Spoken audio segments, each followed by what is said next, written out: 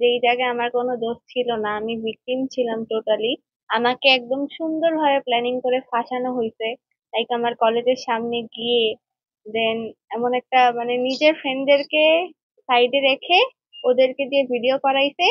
আমার একটা ফ্রেন্ডকে পিটাইতেছিল দেখে আমি ওরে বাঁচাইতে গেছিলাম। তারপরে হইলো এটা হলো রায়হান, যাকে আমি এতদিন আমার কাজিন বলে আসছি, আসলে ও আমার কাজিন না, সেটা আমি বলছি, তোমাদের সাথে আগেও ক্লিয়ার করছি।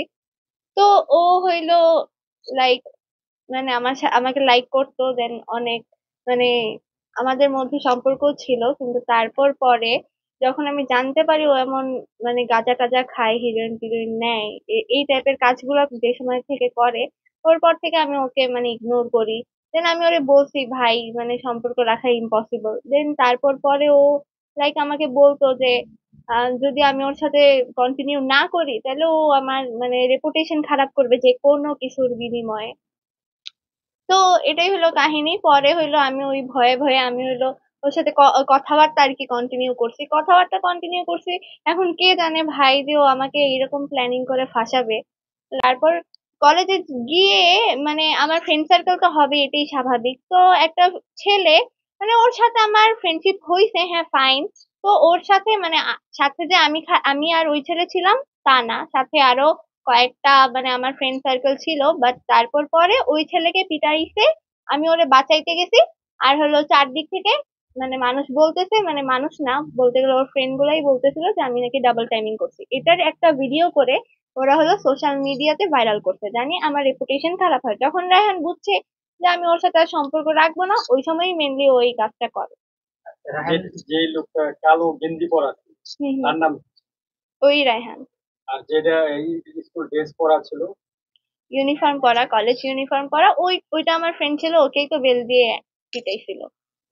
তো এটাই ছিল কাহিনী। আমাকে এভাবে করে বাজে ভাবে ফাঁসায় ওরা, মানে এভাবে ফাঁসাবে ভাই, আমার রেপুটেশন এত খারাপ করছে, কিন্তু তারপরেও আলহামদুলিল্লাহ এখন সবকিছু প্রুফ দেওয়ার পর, ওর ভিডিও গুলো দেখানোর পর আরো ভাই আমার কাছে বহুত জিনিস আছে, বাট সবকিছু ক্লিয়ার করার পর তারপর ফাইনালি এখন তোমরা একটু একটু বুঝতেছো যে না, আমি আসলে রং ছিলাম না ভাই।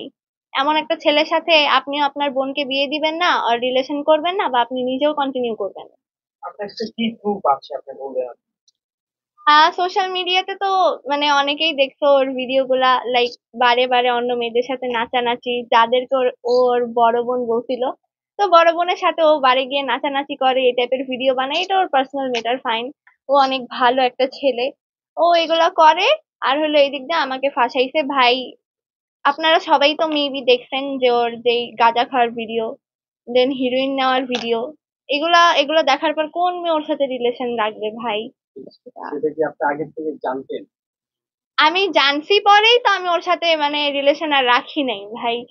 ওর পরেই হলো ও আমাকে বলতো যে আমি তোমার রেপুটেশন খারাপ করব, এই সেই, এমন এই যে ডাবল টাইমিং দিয়ে ফাঁসাবো বা যে কোনো একটা ভেজাল করে তোমার রেপুটেশন খারাপ করবো। আমি তখন ভাবছি যে খালি খালি ঝামেলা করে লাভ নাই, তাহলে ছেলেটা ও আমার ফ্রেন্ডে থাকুক। এন্ড দেন এখন ফ্রেন্ডে থাকতে থাকতে যে ও এখন এই কাজ করবে ভাই, লাইক আমার মাথায় ছিল না এই জিনিস।